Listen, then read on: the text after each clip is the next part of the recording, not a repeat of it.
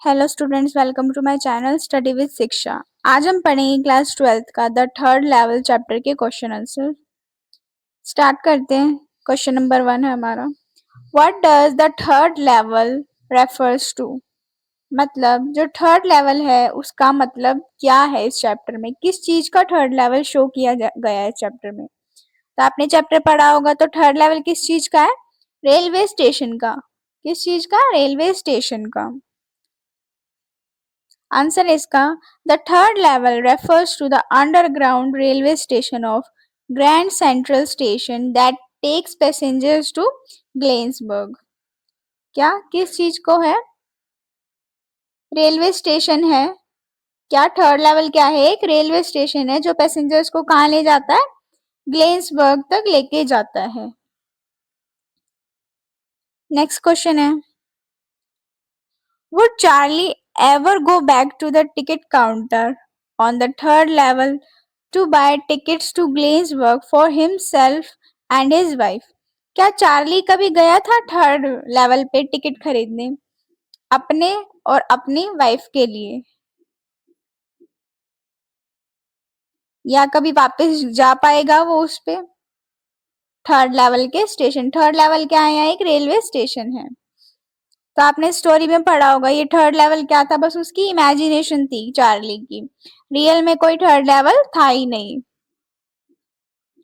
Answer है इसका, no, Charlie would never go back to the ticket counter on the third level to buy tickets to Galesburg for himself and his wife.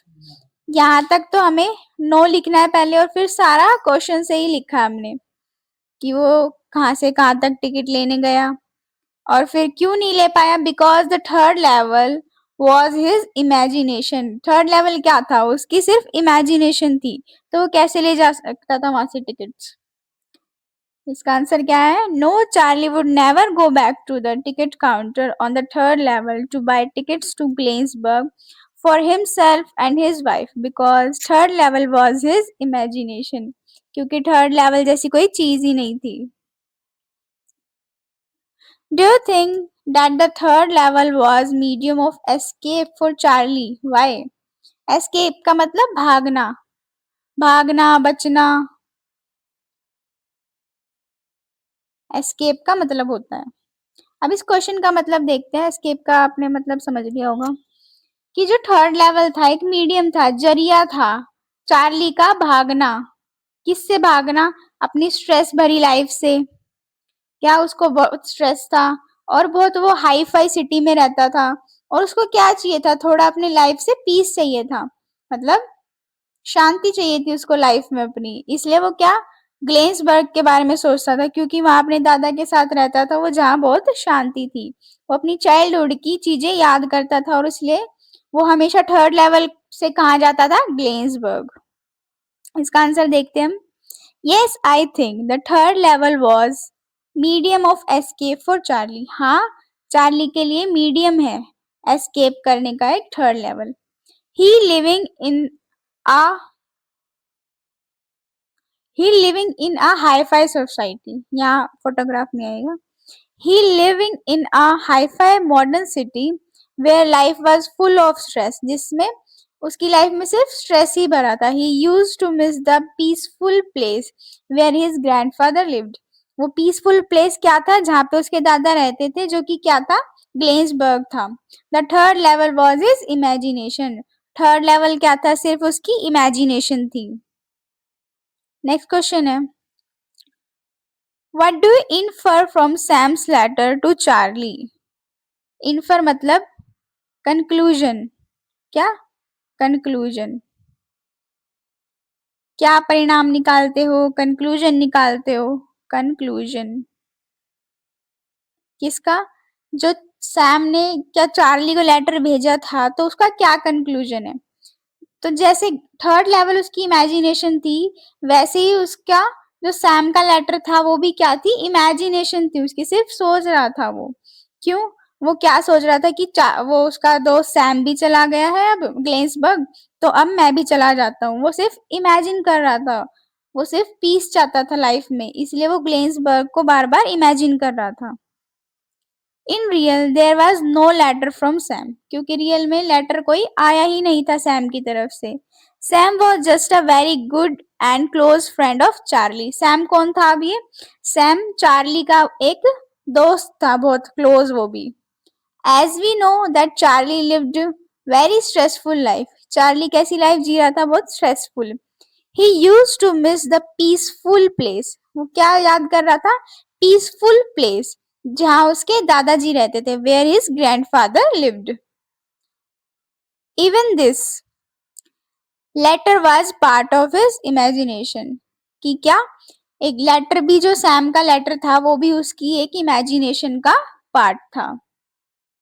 Next question है, the modern world is full of insecurity, fear, war, worry and stress. What are the ways in which we attempt to overcome them. कि क्या modern जो society है हमारी, modern world है आज का हमारा, वो किस चीज से भरा? इनसिक्योरिटीज, मतलब हम किसी भी चीज के बारे में कुछ भी सोच लेते हैं, डर से, लड़ाइयों से, स्ट्रेस से भरा पड़ा है. तो हम इसको कैसे कम कर सकते हैं? तो हमें क्या करनी चाहिए? मेडिटेशन करनी चाहिए, फैमिली के साथ ज़्यादा से ज़्यादा टाइम स्पेंड करना चाहिए, अपने रोज की लाइफ से थोड़ा टाइम निकाल के हमें ट्रिप्स भी करनी चाहिए, ताकि हम एक स्ट्रेसफुल लाइफ से एक स्ट्रेस फ्री लाइफ जी सके. आंसर है इसका, the modern world is full of insecurity, war and stress. The ways in which we attempt to overcome them are as follow. क्या क्या है वो? We try to spend time with our family and love ones to reduce stress. हमें अपनी family के साथ और loved ones के साथ ज़्यादा से ज़्यादा टाइम स्पेंड करना चाहिए, ताकि हमारा स्ट्रेस रिड्यूस हो. Some people go for meditation for peace. Meditation कर सकते हैं पीस के लिए. साउंड स्लीप के लिए हमें अच्छी नींद चाहिए. किसके लिए? स्ट्रेस फ्री लाइफ के लिए. क्या अच्छी नींद चाहिए? यानी sound sleep also help in leading stress free life.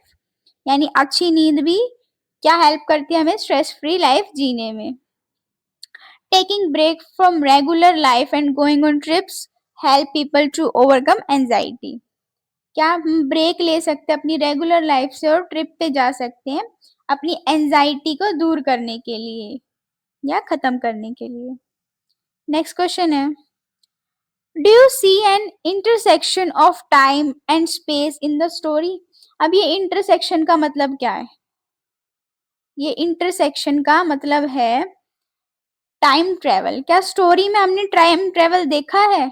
किस स्टोरी में? द थर्ड लेवल स्टोरी में क्या हमें टाइम ट्रेवल देखने को मिला है?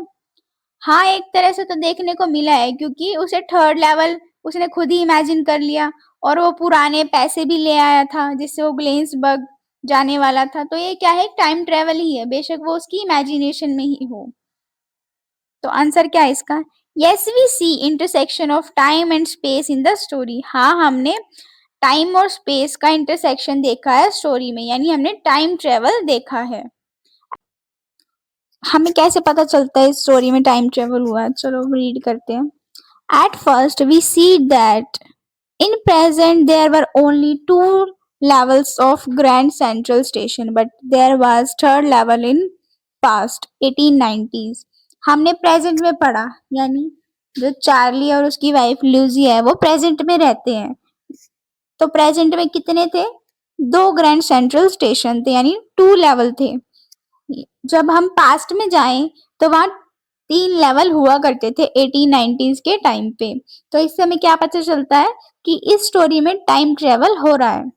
नेक्स्ट पॉइंट जिससे हमें पता चलता है कि टाइम ट्रेवल हुआ है, Charlie and his wife Louisa live in present. वो किस में रहते थे? प्रेजेंट. येट का मतलब फिर भी. येट मतलब फिर भी हमें क्या देखने को मिलता है? We find out that Charlie rushes to get old currency. Charlie rush करता मतलब हड़बड़ी करता है, दौड़ता है किस क्या लेने के लिए? ओल्ड करेंसी, पुराने पैसे लेने के लिए. To buy two tickets of Galesburg of 1894. क्या लेने के लिए? दो टिकट लेने के लिए ग्लेन्सबर्ग की. किस टाइम की? 1894 की. आई होप आपको ये वीडियो समझ आया होगा, ये क्वेश्चन आंसर समझ आए होंगे द थर्ड लेवल चैप्टर के। वीडियो अच्छी लगी तो लाइक करें, शेयर करें और कमेंट करना ना भूलें और चैनल को सब्सक्राइब करना ना भूलें। Thank you for watching.